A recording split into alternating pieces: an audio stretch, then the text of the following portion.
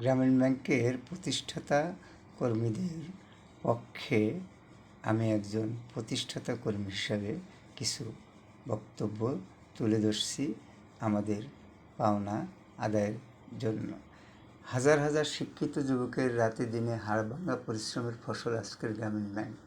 যে গ্রামীণ ব্যাংক ক্ষুদ্র ঋণের উদ্ভাবক বা প্রবর্তক বা পথপ্রদর্শক।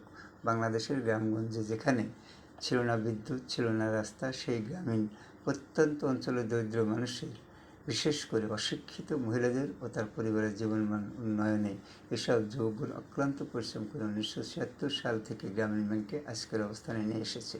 যৌবনের সেই টগবগে রক্তের শক্তিতে তখন এইসব যুবকগণ দরিদ্র মানুষদের জীবনমান উন্নয়নে সমর্থ হয়ে গ্রামীণ ব্যাংক নোবেল বিজয়ী করেছে, দেশকে বিশ্বের নিকট পরিচিত করেছে তারা।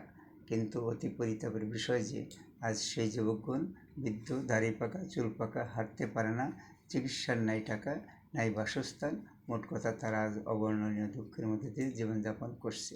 এ সকল গ্রামীণ ব্যাংকের প্রতিষ্ঠিত কর্মীগণ তাদের বেতন থেকে মাসিক ভিত্তিতে টাকা কর্তন করে গ্রামীণ ব্যাংকের অধীনে কর্মী কল্যাণ তহবিল গঠন করেছিল।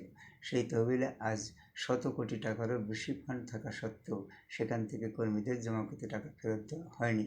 যদিও সম্প্রতি সময়ে একদল অসাধু কর্মী শুধু তাদের নিজেদের স্বার্থের জন্য একটি নীতিমালা প্রচার করে সমসাময়িক সময়ে কর্মরত কর্মীদের জন্য উক্ত কর্মী কল্যাণ তহবিল হতে প্রত্যেকে লক্ষাধিক টাকা নেওয়ার ব্যবস্থা করেছে, যেখানে প্রতিষ্ঠাতা হাজার হাজার কর্মীদের বঞ্চিত করা হয়েছে।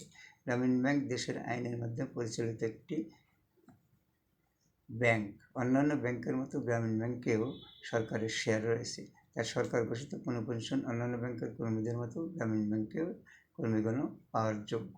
এ বিষয়ে প্রতিষ্ঠাতা কর্মীগণ শত শতবার সংশ্লিষ্টদের নিকট আবেদন যেমন করেছে, তেমনি মাঠেও করেছে আন্দোলন।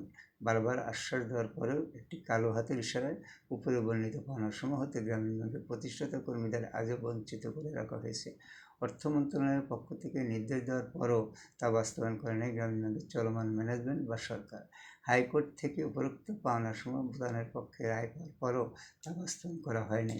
আজ 5 মে 2026 তারিখ আবারও গ্রামীণ ব্যাংকের প্রতিষ্ঠাতা হাজার হাজার কর্মী বৃদ্ধ বয়সে দেশের বিভিন্ন অঞ্চল থেকে এসে গ্রামীণ ব্যাংক প্রধান কার্যালয় মিরপুর, ঢাকা, বাংলাদেশের সামনে দাঁড়িয়ে উপরোক্ত দাবিসহ বাস্তবায়নের জন্য দাবি জানাচ্ছে।